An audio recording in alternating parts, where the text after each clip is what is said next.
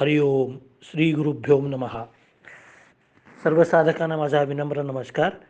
साधको, दुसऱ्या दशकामधला चौथा समास भक्ती निरूपण आता आपण पाहणार आहोत. भक्ती निरूपण पाहण्याच्या अगोदर भक्ती म्हणजे नक्की काय हे आपण बघूया. परमेश्वरावरती पहिल्यांदा आपली श्रद्धा असायला पाहिजे. त्याच्यानंतर श्रद्धा दृढ असली की विश्वास निर्माण होतो. विश्वास निर्माण झाला की प्रेम निर्माण होतं भगवंताबद्दल, आणि मग पराकोटीचं प्रेम म्हणजे श्रद्धा. पराकोटीचं प्रेम म्हणजे भक्ती. भक्त कोणाला म्हणायचं? जो परमेश्वरापासून विभक्त होत नाही तो भक्त. दासबोधामध्ये समर्थ रामदासांनी भक्ती निरूपण सांगताना सांगितलेलं आहे की सर्वसामान्य लोक आपल्या शक्तीचा, आपल्या वेळेचा उपयोग चांगल्या गोष्टीसाठी करत नाहीत. ही संतांची खंत आहे. त्यामुळं संतांना अतिशय वाईट वाटतं. अनेक जन्म पुण्य केल्यानंतर माणसाला हा मनुष्य देह मिळतो, परंतु मनुष्य या आपला कल्याण करायचं सोडून, परमार्थ करायचं सोडून प्रपंचामध्ये अडकतो. संत तुकाराम म्हणतात, बुडतिया जन देखवेना डोळा, म्हणून कळवळा आम्हाला की. तुकाराम महाराज म्हणतात की हे लोक प्रपंचामध्ये बुडायला लागलेले आहेत, आपल्या मानव जन्माचं सार्थक करत नाही आहेत, म्हणून आम्हाला कळवळा येतो. मग दासबोधामध्ये समर्थ काय सांगतात? नाना सुकृताचे फळ, तो हा नरदेह केवळ, त्याही मध्ये भाग्य सफळ, तरीच सन्मार्गे लागे. नरदेही विशेष ब्राह्मण, त्याही वरी संध्या स्नान, सद्वासना भगवज्जन, घडे पूर्व पुण्ये. भगवत भक्ती हे उत्तम, त्याही वरी सत्समागम, काळ सार्थक हाची परम लाभ जाणावा. प्रेमप्रीतीचा सद्भाव आणि भक्तांचा समुदाव, हरिकथा महोत्सव तेणे प्रेमा दुणावे. भाग्याच्या ह्या चढत्या पायऱ्या कशा आहेत बघा. पहिल्यांदा आपण अनेक जन्म पुण्य केलं म्हणून आपल्याला हा नरदेह मिळाला, मनुष्य जन्म मिळाला. आता या मनुष्य जन्मामध्ये आपल्या कुलदेवतेप्रमाणे, आपल्या घरातल्या इष्टदेवतेप्रमाणे स्नान संध्या वगैरे, भजन पूजन वगैरे करायचं. ही बुद्धी कधी येते? त्याला सुद्धा भाग्य लागतं. अशा प्रकारची बुद्धी यायला सुद्धा भाग्य लागतं. मग ही भाग्याची पुढची पायरी झाली. त्यानंतर संत समागम, संतांची संगत मिळणं हे अजून पुढचं भाग्य झालं. आणि त्यानंतर अंतर्यामी भगवंतामध्ये खरं प्रेम निर्माण होणं, हरिकथा ऐकण्याची बुद्धी होणं, हे आणखीन पुढचं भाग्य आहे. म्हणजे एका पाठोपाठ एक भाग्याच्या चढत्या पायऱ्या किती सांगितलेल्या आहेत बघा. अगोदर अनेक जन्म पुण्य केल्यामुळं मानव जन्म मिळतो. मानव जन्मामुळं आपली कर्तव्य कर्म, स्नान संध्या जप तप हे सगळं केल्यामुळं पुण्य वाढतं. म्हणजे हे करण्याची बुद्धी असणं हे पुढचं भाग्य. तिसरं भाग्य काय? भगवंताची भक्ती मनामध्ये रुजणं, भगवंताचं चिंतन करणं. भगवंताचं चिंतन करायला काही मुहूर्त वगैरे बघावा लागत नाही. तुकाराम महाराज म्हणतात, अवघा तो शकून हृदयी देवाचे चिंतन, तेणे नसावा वियोग लाभावणे काही. ज्यावेळी आपल्या मनामध्ये भगवंताचं चिंतन करण्याचा विचार येईल तोच चांगला मुहूर्त समजावा. उगीच पाडवा आहे, दसरा आहे, दिवाळी आहे, हा मुहूर्त नाही. मुहूर्त तोच आहे की ज्या वेळेला आपल्याला भगवंताबद्दल प्रेम निर्माण होतं, भगवंताचं भजन करावं असं वाटतं, चिंतन करावं असं वाटतं, तोच मुहूर्त. मग ह्या जन्मात आत्महित साधण्यासाठी हे सगळं तर केलं पाहिजेच. या जन्माचं सार्थक केलं तर परलोक प्राप्त होतो. मग आणखीन काय करायला पाहिजे ते पुढे सांगतात.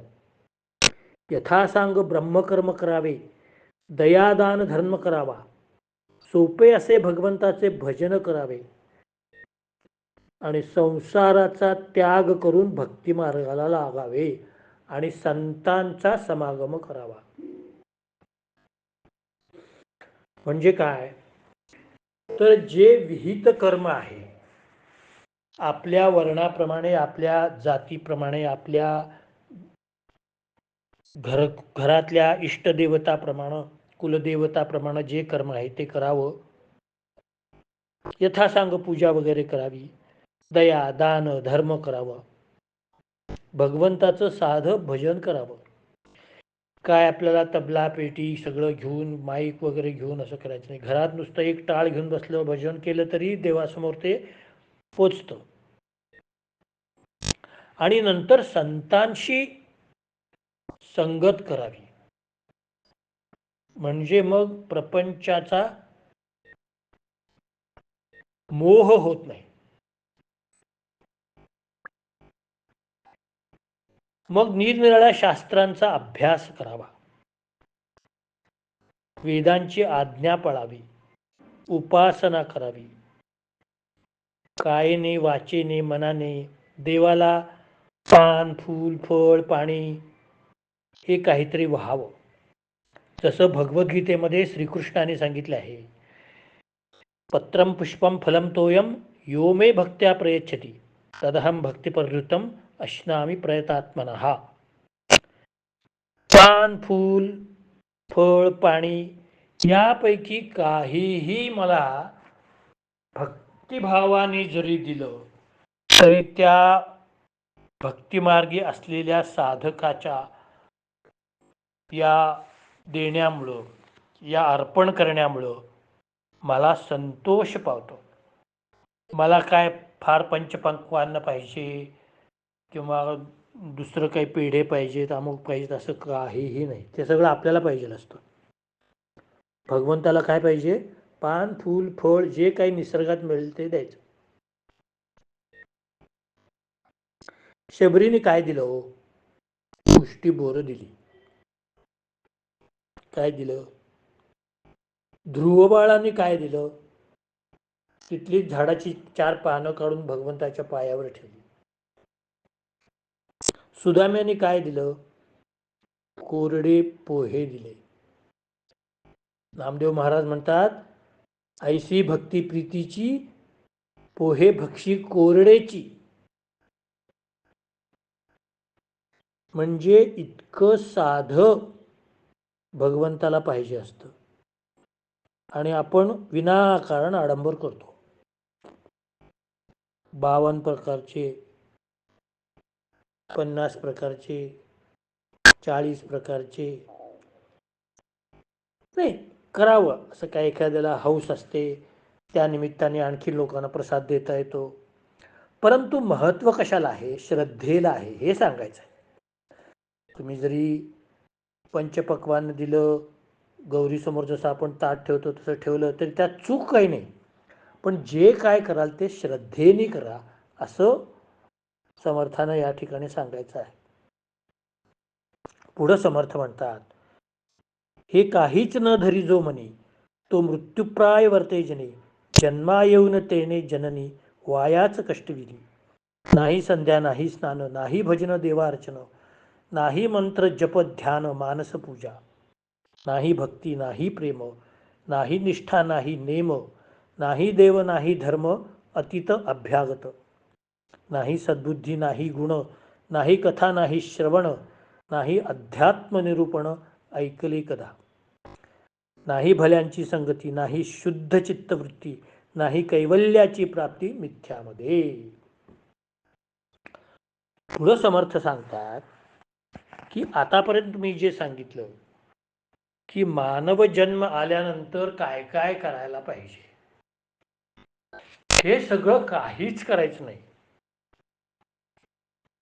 जो कोणी हे मनावर घेऊन करत नाही तो जिवंत असून मेल्यासारखा असतो आणि विनाकारण आपल्या आईला प्रसूतीचे कष्ट देतो. परवा तुम्हाला मी सांगितलं, जसं तुकाराम महाराज म्हणाले, अरे गाढवाच्या लेका तुझा जन्म गेला फुका.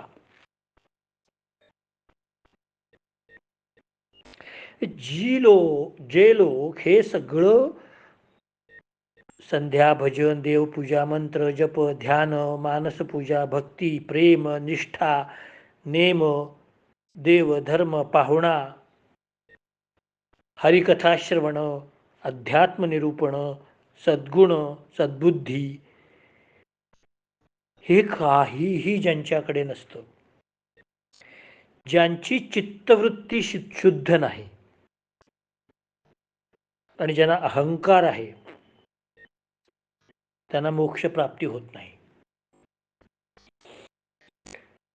तिळा एवढा अभिमान भगवंता तो मेरू समान बापा, संत म्हणतात.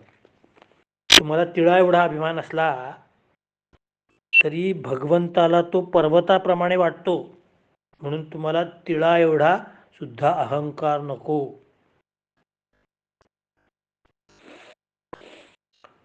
अहंकार आला की मनुष्य स्वतःला श्रेष्ठ समजायला लागतो, भगवंतापेक्षाही स्वतःला श्रेष्ठ समजायला लागतो. जसा हिरण्यकशिपू होता, अहंकार, जसा रावण होता. म्हणून हा अहंकार आधी डोक्यातनं काढला पाहिजे.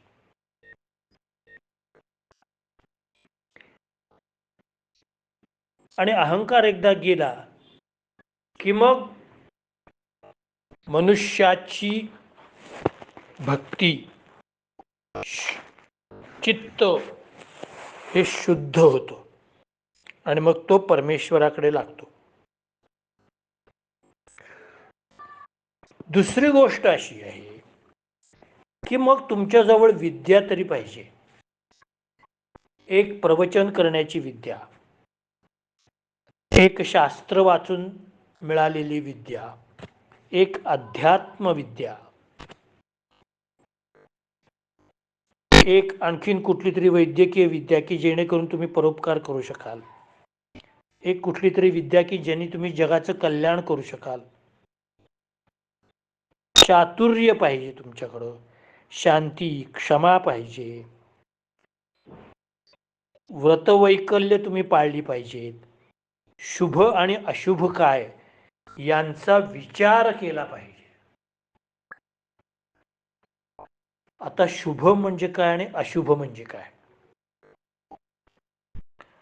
शुभ म्हणजे जी गोष्ट श्रद्धेने केलेली आहे आणि मनापासून केलेली आहे ती शुभ आहे.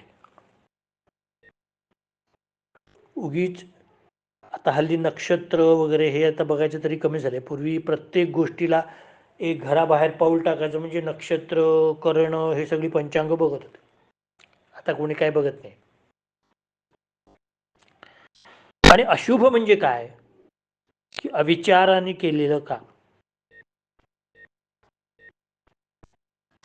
हा शुभाशुभाचा विचार समर्थाने सांगितलेला आहे.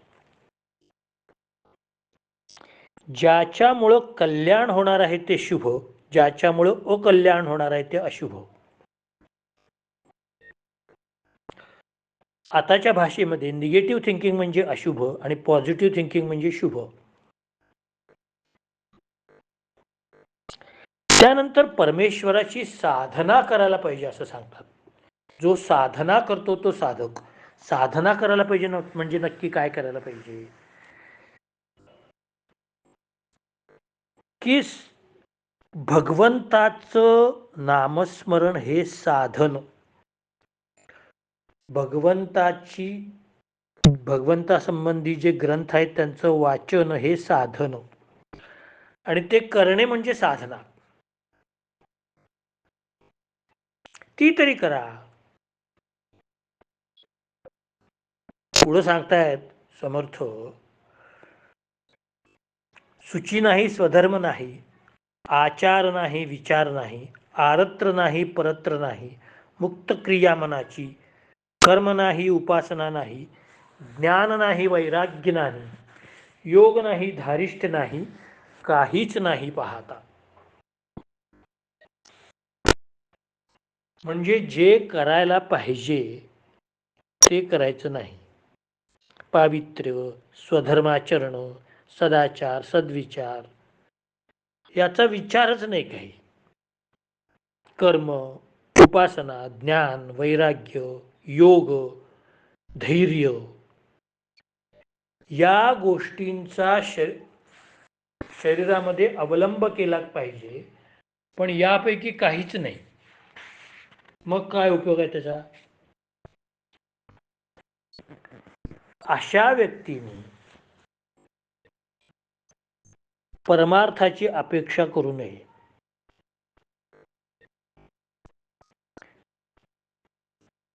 ज्याला साधना करायची आहे, ज्याला त्याग करायचा आहे, ज्याच्यामध्ये धैर्य आहे,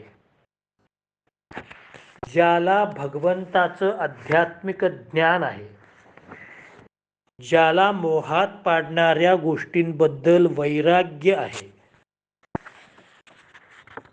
ज्याला योग साधना माहीत आहे. योग हा चित्तवृत्ती निरोध ही योगाची डेफिनेशन आहे, व्याख्या आहे.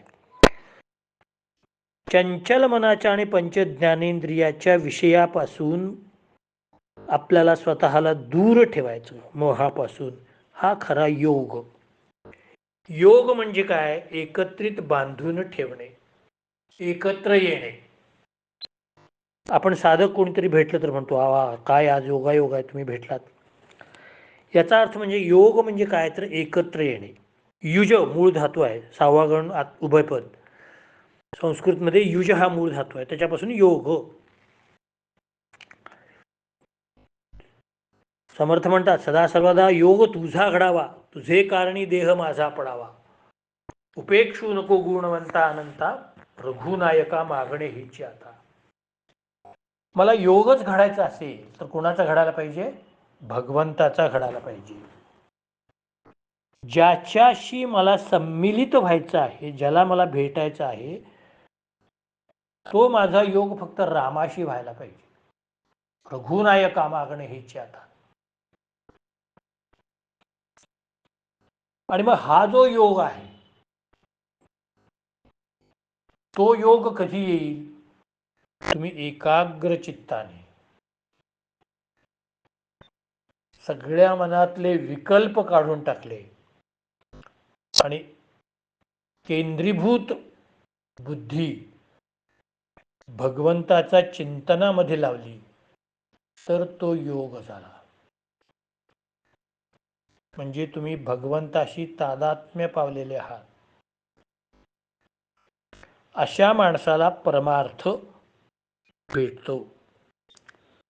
उपरती नाही, त्याग नाही, समता नाही, लक्षण नाही, आदर नाही, प्रीती नाही परमेश्वराची,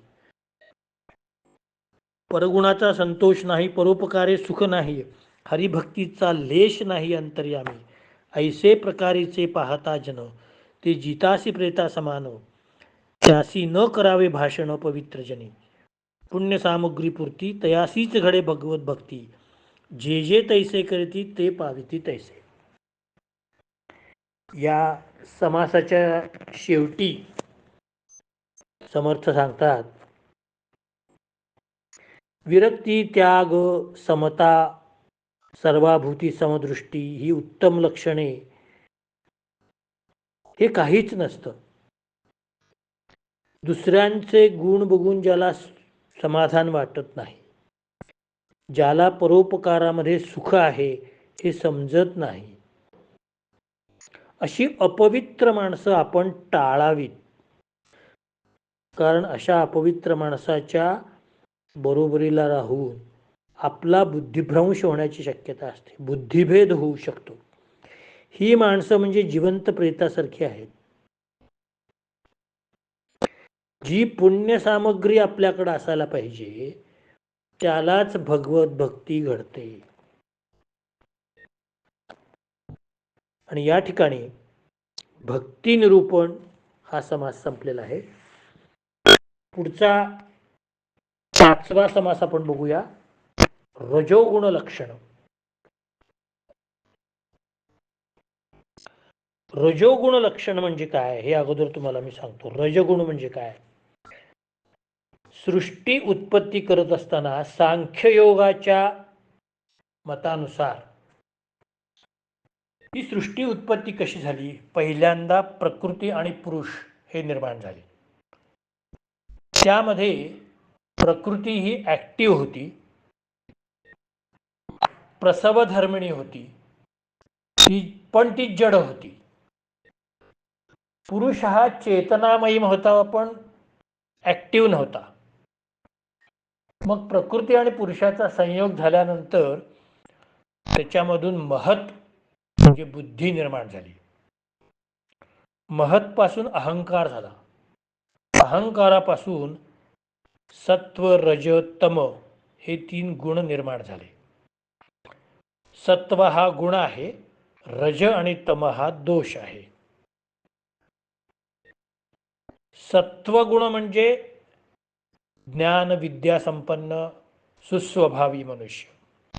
रजोगुण म्हणजे स्वार्थी, चैन करणारा, सुख भोगणारा. आणि तमोगुण म्हणजे अज्ञानी, दुष्ट, संतापी असा असतो.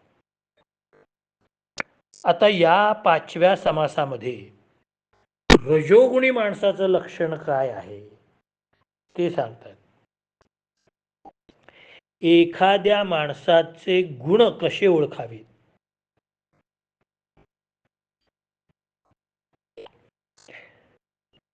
समर्थ सांगतायत, मुळी देह त्रिगुणाचा, सत्वरजतमाचा, त्यामध्ये सत्वाचा उत्तम गुण. सत्वगुणे भगवत भक्ती, रजोगुणे पुनरावृत्ती, तमोगुणे अधोगती पावती प्राणी. आता सुरुवातीला सत्व रजतम या तिन्हीलाही त्यांनी गुण म्हटलेलं आहे, तेही बरोबर आहे. सत्व आणि रजतम, सत्वरजतमस इति प्रकृती संभव निबद्धंती महाबाहो देहे देही नव्यम. भगवद्गीतेमध्ये श्रीकृष्णाने सांगितलं की हे अर्जुना, सत्व रजतम हे प्रकृतीपासून निर्माण झालेले 3 गुण आहेत. ते देहाला जन्मल्यापासून मृत्यूपर्यंत बांधून ठेवतात, म्हणजे ते त्यांच्याबरोबरच असतात. आपण म्हणतो एखादा मनुष्य सात्विक आहे, एखादा मनुष्य रजोगुणी आहे, एखादा तामसी आहे. मग हे कसं ओळखतो आपण? तर आत्ता ह्या समासामध्ये रजोगुणाचं लक्षण दिलेलं आहे. सत्वरजतमामुळे आपला देह तयार झालेला आहे. त्यामध्ये सत्वगुण हा श्रेष्ठ आहे आणि रजोगुण हा कनिष्ठ आहे.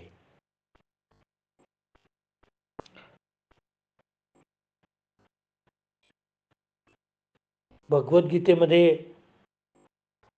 14व्या अध्यायातल्या 18व्या श्लोकात भगवंताने सांगितलंय, ऊर्ध्वम गच्छन्ति सत्वस्था मध्ये तिष्ठन्ति राजसः जगन्य गुणवृत्तिस्था अधो गच्छन्ति तामसः. सत्व रज तम हे गुण ज्याच्या अंगामध्ये जास्त प्रमाणात असतात, म्हणजे एखादा मनुष्य सात्विक गुणांचा असतो, त्याला मृत्यूनंतर चांगली वरची गती मिळते. ऊर्ध्वम तिष्ठन्ति, ऊर्ध्वम गच्छन्ति, तो वरच्या बाजूला जातो. वरच्या बाजूला म्हणजे हाय लेवल, म्हणजे देवलोकामध्ये तो जातो. मध्ये तिष्ठन्ति राजसः, राजस कुठेतरी मध्येच अंतराळात असतो किंवा पुनर्जन्म घेतो. आणि तामस हा खाली जातो, पाताळात जातो. म्हणून हे उपजत जरी गुण असले, सत्वप्रधान, रजप्रधान, तमप्रधान, तरी सुद्धा आपल्यामध्ये रजोगुण आहे हे कळल्यानंतर सत्वगुणी माणसाची संगत धरली तर आपला रजोगुण थोडासा कमी व्हायला नक्कीच मदत होते. आपण म्हणतो ना, त्या ह्याच्याबरोबर राहून हा सुधारला बघ. अमुक एका विद्यार्थ्याशी मैत्री केल्यानंतर त्याचा अभ्यास सुधारला. म्हणजे काय, अगोदर तो तमोगुणी होता, नंतर थोडा थोडा आता रजोगुणाकडे यायला लागलेला आहे, नंतर मग सत्वगुणाकडे येईल. परंतु तुम्ही सत्संग जर धरला तर रजोगुणी असलेला मनुष्य सुद्धा सत्वगुणी होऊ शकतो. वाल्याचा वाल्मिकी होऊ शकतो. वाल्या काय होता, रजोगुणीच होता, दुष्ट, पापी, संतप्त. पण नारदांसारख्या सत्संगामुळं तो वाल्मिकी झाला. तसं आपल्यामध्ये जर सत्वगुण जन्मतः नसेल तर आपण विचारवंतांची व्याख्यानं लक्षपूर्वक ऐकावी, शुद्ध गुण आत्मसात करावेत आणि शबल असे संसारिक गुणांचा त्याग करावा. सत्वरजम तम मधला एखाद्याचा जोर जास्त झाला की बाकीचे गुण कमी होतात. म्हणून आपण असं पाहिलं पाहिजे की माझ्यामध्ये सत्वगुण कसे निर्माण होतील. सत्व, रज आणि तम ह्यांच्या योगाने जीवन चालते. जीवनामध्ये जी गतिमानता आहे, स्वामित्व गाजविण्याची लालसा आहे, तो रजोगुण.